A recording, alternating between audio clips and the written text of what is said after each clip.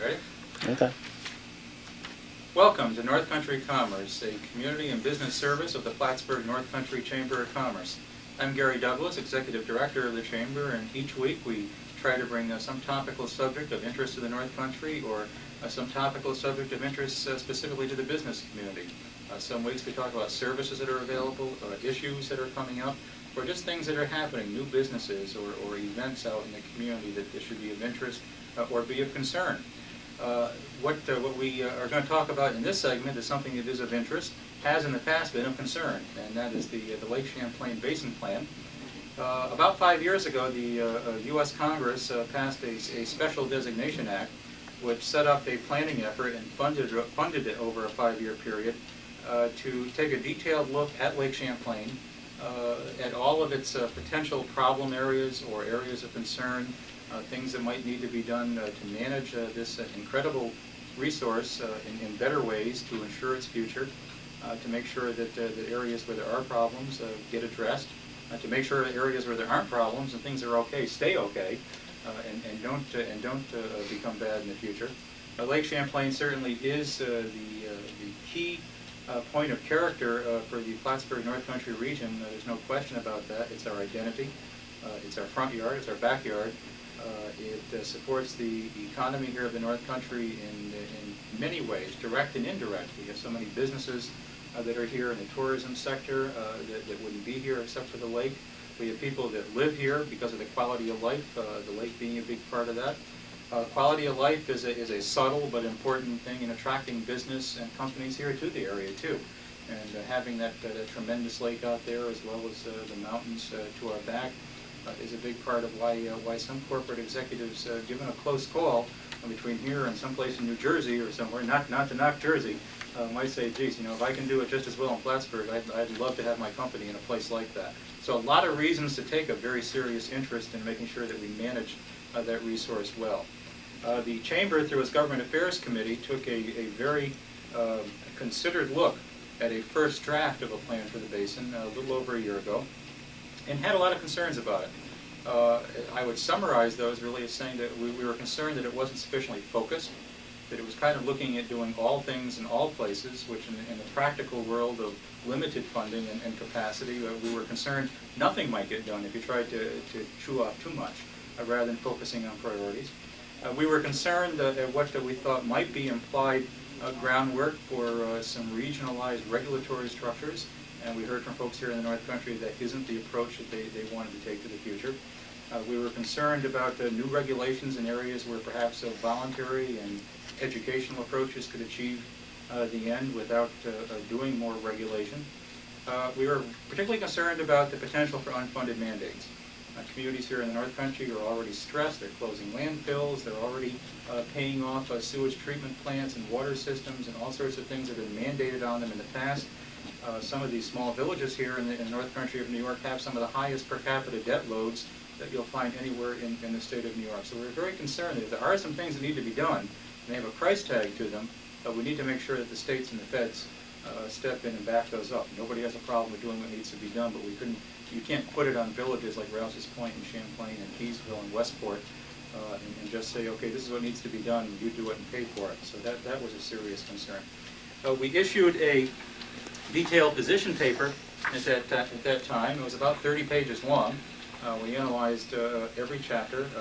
Some things we out and out opposed and were very concerned about. Other things were questions and concerns that we thought could be addressed, but we needed to get the concerns out there on the table.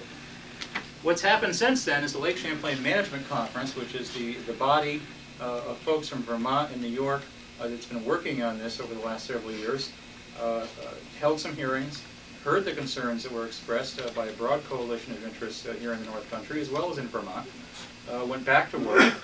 There were some new appointees at the table. I had the pleasure of being one of those. Mark Berry from Champlain also was one of the new designees, and Bruce Stedman, who's a member of the Chamber Board and our Government Affairs Committee, was also a new designee. A lot of other good folks on that committee that were already there and shared some of these concerns and heard what was said. Went to work, came out with a redraft of the Basin Plan, which is now out there for public comment right now, and that's what we want to touch on today. To give you an idea of the difference, I think right off the bat, it's pretty stark. This was the original draft of the plan. You can see it's a fairly significant tome, and it was a very difficult read. I don't think anybody will disagree with that. It was not only because of its length, but it was complex. There was a lot of a lot of scientific text. It was very hard to digest for the average resident. This is the new plan. It's now out there. You can see the difference. It's really just an amazing difference. What this says, I think, just by looking at it, is clearly this is more focused. It's more prioritized, and it is, and it not only appears that way, but it is. And even the things that remain in here are prioritized within the plan in 4 different kind of grades, of highest priority down to kind of a 4th level of things that may not be necessary to do right now, but things to consider for the future. So a big difference just in terms of size. Our chamber has now, in quite a turnaround, is very pleased with the new plan, and recently came out and actually endorsed its adoption. And we're recommending that folks here in the North Country get behind it. We think it is a focused, reasonable plan for Lake Champlain that avoids unfunded mandates, that avoids the things that we were concerned about, that recognizes that we have been good stewards of the lake, and given some assistance, so we can be trusted to be good stewards in the future. What we want to explain to folks now is kind of what this plan now says, what its priorities are, what it means if it is adopted, what folks can expect to see happening out there in the years to come. Our 2 guests are Bruce Stedman, who's a member of the Lake Champlain Management Conference, as a designee of the Citizens Advisory Committee here in New York. Bruce, welcome. Bruce brings a lot of expertise to the table. He's a business person here in the Plattsburgh area, U.S. Facilities Management, and also a subsidiary of that, ZebraTech, a lot of expertise in zebra mussels and other nuisance aquatics that are proving to be such a problem on the lake. And then also with us is Jim Connolly, who's with the New York State Department of Environmental Conservation, and is a Lake Champlain coordinator on behalf of the state. And Jim, welcome. Thank you. These 2 folks have both been extraordinarily helpful in coming up with what we have before us today, which we think is a workable plan. Jim, one of the things that the plan did do, besides a lot of prioritization within the plan, was to set 3 overall priorities for Lake Champlain. And those 3 were phosphorus reduction, addressing toxic problems in the lake, and dealing with nuisance species like zebra mussels and lamprey eels and so on. Tell us what the phosphorus chapter means to New York. I know there were a lot of discussions and negotiations with Vermont to try to attain a certain balance, and there is in fact there are some differences in approach between the 2 states. What is the story on phosphorus? Well, the main difference between the approach for phosphorus reduction in Vermont and New York historically has been the fact that a number of years ago the state of Vermont kind of bit the bullet. They saw phosphorus reduction as a priority for the state of Vermont. Their state legislature provided funding to local communities on an annual basis to reduce phosphorus from wastewater treatment plants. So they had a situation where they had identified a priority, had provided a level of funding from state government. In New York, we didn't have a similar situation. Obviously, environmental management is an important part of New York State's efforts, both at the state and local level, to reduce pollution entering our waterways. But over the years, the amount of funds available through the state and federal government keeps diminishing. We went from a grant program in previous years essentially to a low-interest loan program in New York State. We did not have a state grant mechanism to provide funding to local communities, except for things like HUD grants or other Farmers Home Administration grants, which are very limited, and there's quite a bit of competition for those kinds of grants. So right from the beginning, you saw inequity between New York and Vermont. You saw a situation where the state of Vermont was providing funding to local communities to improve their environmental infrastructure and to make sure it was state-of-the-art and that it wasn't deteriorating. That, in terms of economics of local areas, is certainly a benefit. We weren't seeing that same benefit in New York. So the negotiations between New York and Vermont on how to reduce phosphorus needed to include the issue of equity. And we felt that in negotiating that issue with Vermont and also with the EPA was at the table, we had to make sure that there was a provision for state funding for infrastructure for phosphorus removal in New York. Without that, we would not have a fair situation. We would have been at an economic disadvantage in New York if we couldn't provide that and incorporate it in part of the plan. When that was then brought to the Lake Champlain Management Conference for discussion, and through the work of Gary's and others, that point was reinforced that we need to have an equitable situation between New York and Vermont. Anytime we don't have an equitable situation and Vermont gets the advantage, that allows for a situation in which we can't compete. The same is true is happening on agricultural non-point source controls. Historically, the state of Vermont has been able to pour a lot of federal dollars into their portion of the basin for non-point source controls for the agricultural community. Senator Leahy, for many, many years, served as chair of the Senate Agricultural Committee. He ensured that money was going, a lot of money for those purposes was going into Vermont. When the similar kind of money was coming into New York, it essentially was getting watered down. It was being spread across a very large state, and farmers in our portion of the basin are just not seeing the same amount of funds going to non-point source controls and conservation practices. And there's long waiting lines in New York for farmers to get that kind of aid. And so again, this plan is trying to address some of those inequities, and we feel as though by making sure that that there's a provision for state and federal funding for controls at wastewater treatment plant to ensure that farmers are getting an equitable share of federal funding in New York as a critical portion of the final plan. In a nutshell for folks, why do we care about phosphorus? What is it that phosphorus levels at too high a level do to the lake if we don't control them? Well, essentially, what happens is you have algae growth that can also impact the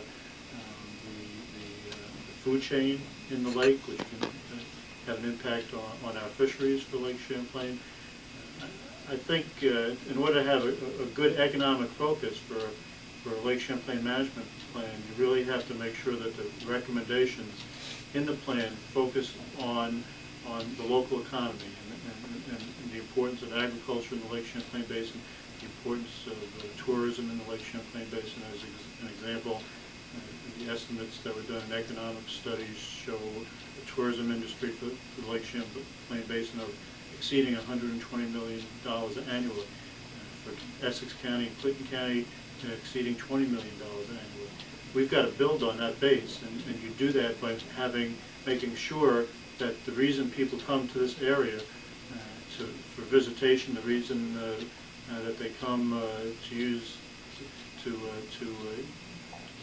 visit here, that the resources are available to them, that they get an enjoyable experience, that the facilities they visit are state-of-the-art and top-notch, world-class type of facilities, and the natural resources that we have, which is a huge attraction for them, they perceive as being clean. If you have algae blooms in your lake, if there are toxic waste sites in the lake, that can detract from the tourism experience.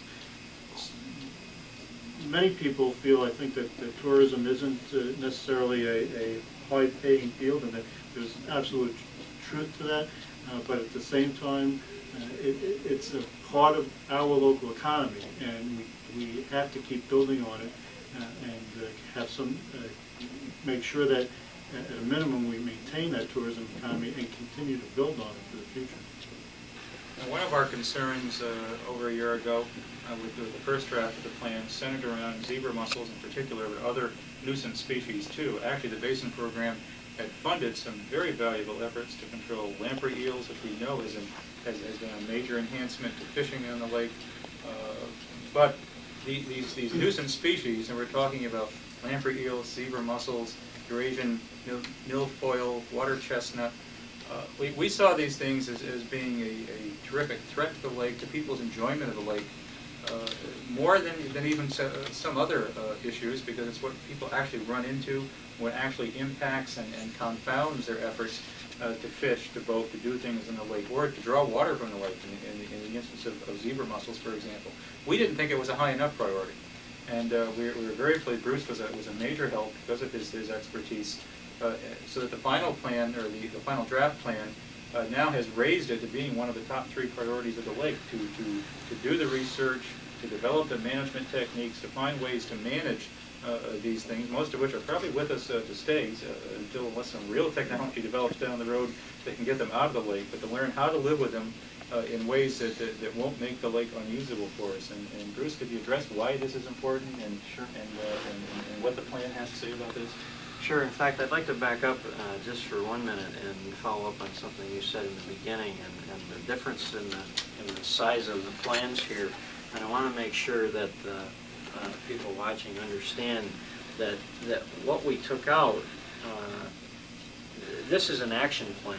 This is a prioritized, fast-reading action plan, whereas the initial draft incorporated a whole lot of background material that, while important, is not really necessarily part of an action plan, a list of to-dos. So what we did was we didn't take out the 150 recommendations or so that were made in the draft plan. What we did was took out a lot of the background stuff that's important if you want to read that separately, but this is now an action plan. But also had some potentially concerning things in that text. Exactly, exactly. And so what we have now is really an action plan. But to address your question, there's really 2 issues. One is to follow on Jim's excellent description of the economic impacts, or the results that can be felt economically here if the quality of the lake is impacted. And the water chestnuts and the Eurasian milfoil and the lamprey eel all are definite impacts there on the economic side in terms of the perceived quality of the fishing, the perceived quality of the swimming, of boating, and all of those things that are on the tourism side, the perceived water quality side. The zebra mussels, while they impact that side some, are more tied into the people that are here more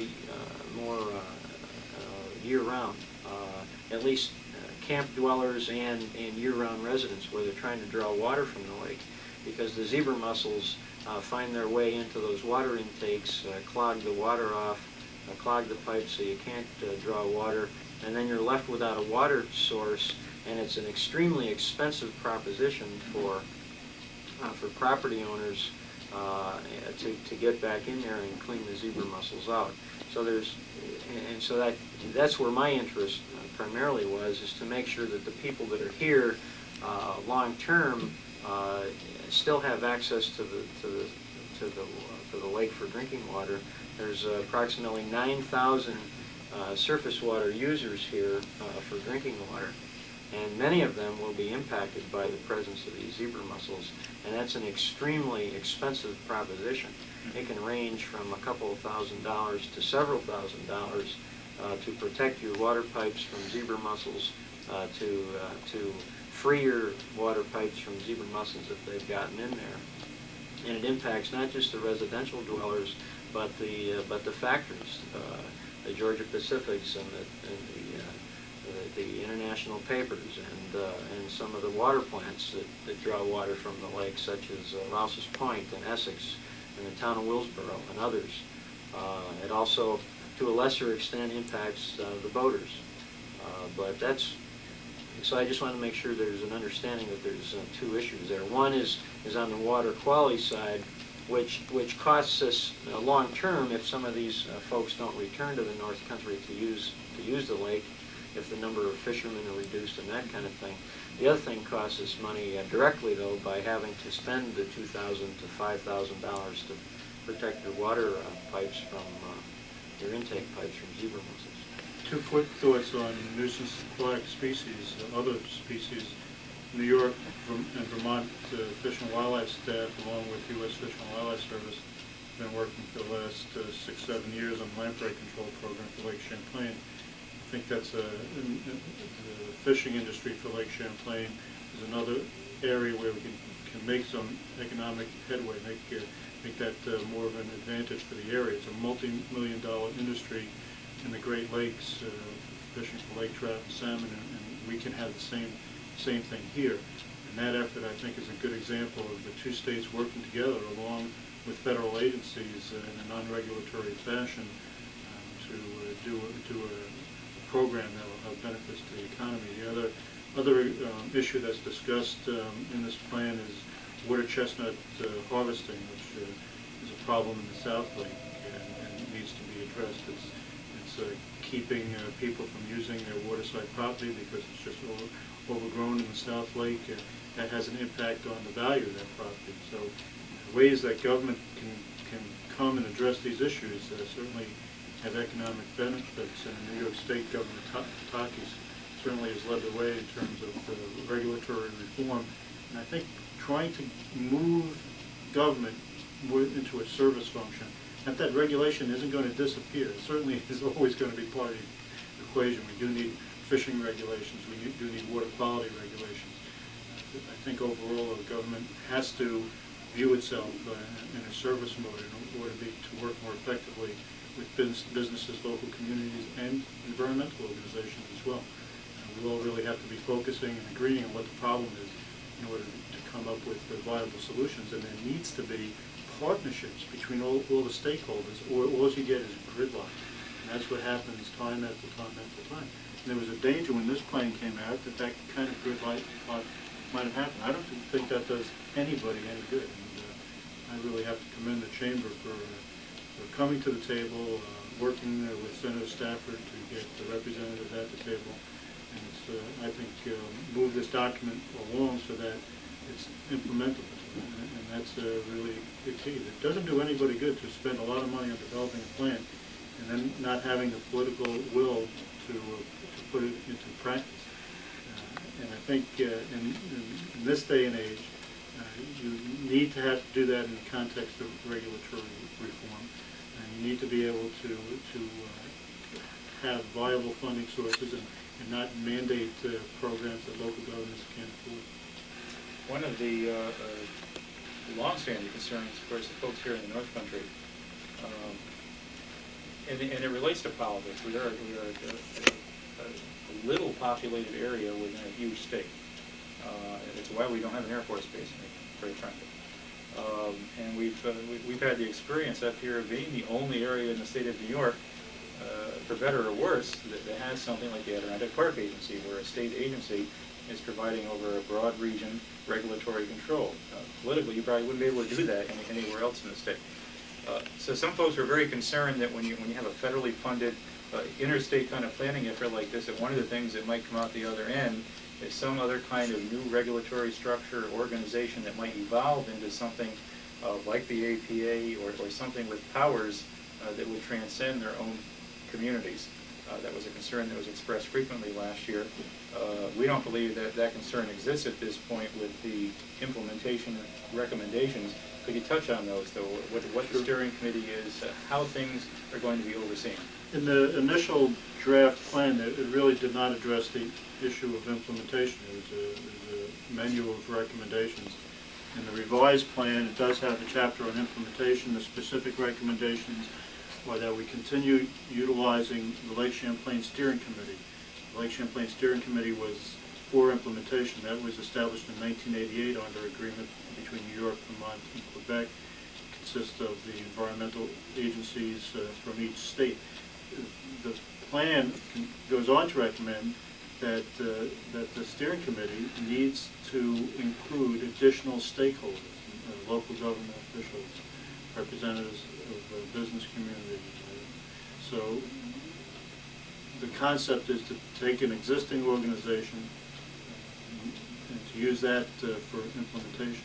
But again, the plan, I need to also stress that there are no unfunded mandates. Any recommendation or suggestion in the plan needs to be backed up with state or federal dollars so that the burden is not on the agricultural community, local government, or the business community. That's a fundamental concept in the plan. So even if the Lake Champlain Steering Committee is working on implementation, they can only, the implementation they do is dependent on the funding that's received either through the federal government.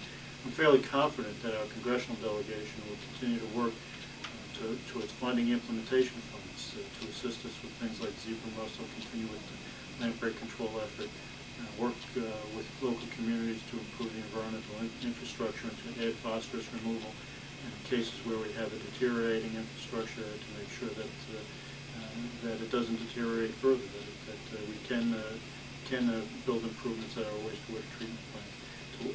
Also to work with industry on pollution prevention program in a non-voluntary fashion.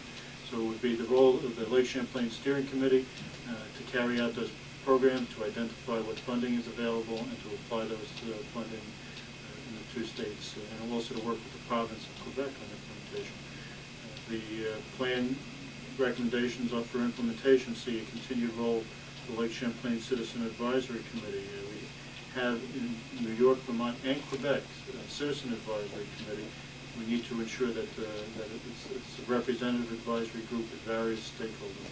And finally, the plan recommends that the Lake Champlain Steering Committee establish a technical committee from the academic community, from various state agencies, from the business community, to act as advisors in the implementation process. In our few moments remaining, let me just try to very quickly touch on some issues I know folks out there heard the Chamber a year ago express some concerns about, and try to just very quickly give a snapshot of why we aren't concerned about those particular items, how we think they've been addressed.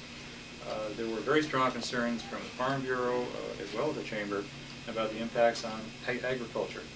Everything recommended for agriculture now is either contingent on funding or the real emphasis is on voluntary action, because farmers really are willing to implement new technologies. More than any other sector you'll probably find out there, they want to be good farmers, they want best practices, and you provide them with appropriate technical support and funding support and make it voluntary, a lot can be achieved, and that's the direction.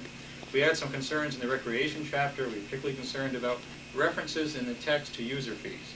There was not a specific recommendation calling for user fees, but we were concerned that some philosophical groundwork may be being laid there, and that's gone. There's no call for any kind of new user fees. We were concerned that there was some implied endorsement of a concept from Senator Jeffers in Vermont to invite the National Park Service in here to perhaps take the first steps toward creating a national park covering the Champlain Valley that would be called a National Heritage Corridor. That no longer is in there. We are going to be working on heritage trails, but they're going to be locally managed, locally controlled, locally approved. And the Chamber, in fact, recently did just that with the Champlain Trail. And we think we can do that locally here on our own as communities without the National Park Service. There were some concerns, again going to the text on the wetlands chapter, that there was almost some implied effort to create an image that perhaps there was a crisis of wetlands and that maybe some new regulation was needed to protect them. I think the feeling of most people in North Country was that there's already the Corps of Engineers and DEC and APA. There's enough regulation, and the plan, I think, now very clearly recognizes that. There's no need for more regulation. There are some things that can be done with wetlands that are voluntary in nature, that are subject to local approval. Nothing in there that really should be of very great concern to folks out there that are concerned about property rights and community control. It's built into the process. Bikeways is going forward. Everything, there was a plank in there. I know they heard the Chamber talk a lot about potential use of indicator species in ways that we felt might trigger an expansion of the reach of the Federal Endangered Species Act. That plank is not there anymore. That was something a lot of folks are very concerned about, and that got addressed, it got taken out. So just right down the line, I mean, we just feel very comfortable with this plan. We can honestly say that every concern that was raised by the North Country, when taken to the table after last year's hearings, got worked out, one way or another. It either isn't in the plan, or the wording's been changed, or conditions have been put on it, or it's been made contingent on funding. All of the principles that we set forward we feel very comfortable with, which is why we're now actually endorsing this plan. A couple final notes here. We encourage everybody in the North Country to obtain a copy of this plan. It will be mailed to you for free. Call the Lake Champlain Basin office at 1-800-468-LCBP and ask them for a copy of the new plan, and they'll mail it right out. You read it, look at it, decide for yourself. There then are 2 public hearings coming up very soon here on our side of the lake. Ticonderoga Central School on Thursday, August 15th at 7 p.m. and at Beekmantown Central School in Clinton County on Thursday, September 5th at 7 p.m. We encourage folks to attend those, express themselves. A lot of folks come out and express their concerns, as we did. We are genuinely encouraging all those same folks to come out. If they still have concerns, certainly express those. But if they're now supportive as we are, also come and say that. It's important not just to be motivated to come to hearings when you're concerned or you think you might oppose something, but to also come out and acknowledge this is now a good plan, support it, finalize it the way it's now presented. So we encourage folks to read, find out, and then express themselves and come to the hearings. So there you have it, a new focused plan for Lake Champlain that hopefully will keep this incredible resource an incredible resource for generations to come. Thank you, and be sure to tune in for North Country Commerce in future weeks.